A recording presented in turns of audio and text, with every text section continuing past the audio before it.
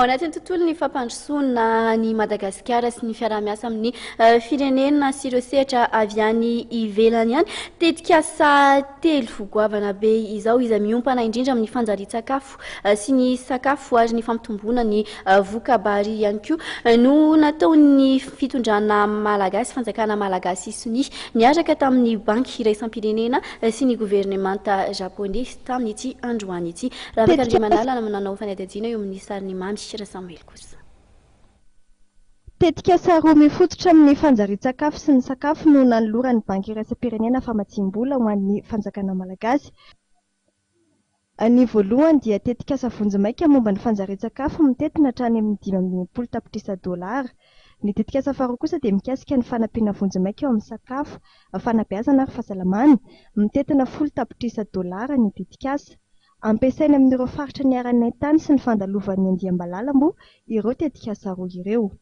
Ny voalohany amin'ireny dia ny atao hoe projet d'urgence pour la sécurité alimentaire et la protection sociale izay hamatsiana vola ny famatsiana ara-sakafo ny malagasy, famokarana ara-sakafo tafiditra ao anatin'izany ny resaka fambolena.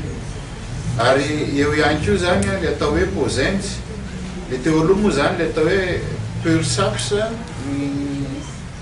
na foezana azy, indray le atao hoe pozenjy sanany hoe projet d'appui d'urgence au service essentiel de l'éducation, de la santé et de la nutrition. Tatsika zany fa miverina indroa ny atao hoe nutrition, sécurité alimentaire dia zava-dehibe loatra amin'izao tsika mivoaka ny fahasairanana izao no mametraka ny atao hoe fanohanana ara-sakafo amin'ny vahoaka malagasy izay tratran'io tsy fahampitsakafo io ary fantatsika tsara ny antotanisa momba ny fahantrana izay nivoaka farany teo fa mbola maro ny malagasy anatin'ny fahantrana zany dia zava-dehibe indrindra no ananana izao fanampiana avy amin'ny banky iraisam-pirenena momba ny fanjarian-sakafo, ny fahasalamana ary indrindra ny fampianarana.